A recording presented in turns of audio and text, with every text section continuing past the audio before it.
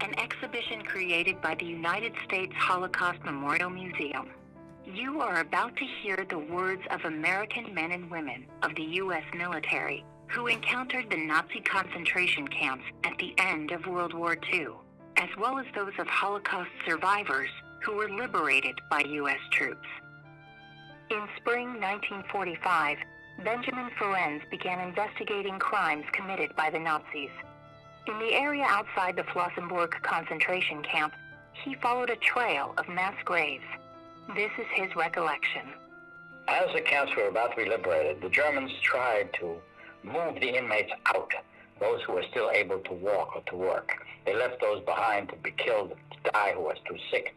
But they marched them out, and they were marching, I think it was from Flossenburg to march to Dachau, or one of the camps. And they took them through the woods, and they marched at night. And if anybody faltered on the way, they were immediately shot. If anybody paused to try to pick up a potato or to eat a root or something, they were shot. And I was able to follow this trail through the woods of mass graves, 10, 20, 30, 50 killed, and I would get the nearest farmer to say, dig them up. They would say, oh yes, we heard firing there last night. There was shooting going on. Where was it? Over there in the woods. And I would say, let's go. And we'd go out to the woods, and there would be a newly dug up place, and I'd say, get some shovels. And I'd stop some Germans on the street, take the shovels, dig them up. And we'd dig up the bodies of people who've been obviously shot through the head. Usually the top of the skull was blown off, shot probably kneeling from the back. Some of them were tied still, just lightly covered over with, 6 inches of dirt, something like that. So I could follow the trail of crime being committed all along the way. On April 9th, 1945, German camp guards forcibly evacuated U.S. Army medic Anthony Acevedo and other prisoners of war in the Berga concentration camp. After marching for 15 days, Acevedo and his fellow prisoners were liberated by the 11th Armored Division. This is his recollection. So we heard that there were tanks approaching, and we didn't know whether they were Americans or French or English or whatever, or Russians. But the Germans started to feel the heat, and so they wanted us to follow them.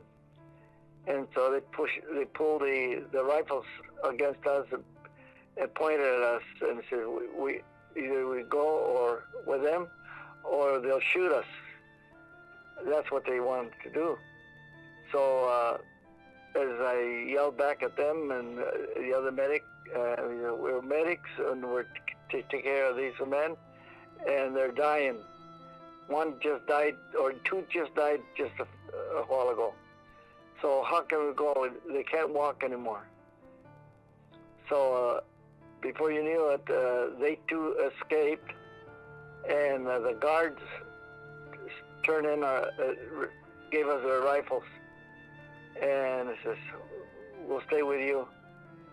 And we started to hear the rumbling getting closer, and then we all started to run towards the highway. And when we got to the highway, the tanks were the 11th Armored Division liberating us. Marie Knowles Ellifritz was 22 when she tended to the survivors of the Mauthausen concentration camp. Her commanding officer gave the nurses the option not to enter the camp because he couldn't bring himself to subject them to the horrors he had seen. This is her recollection.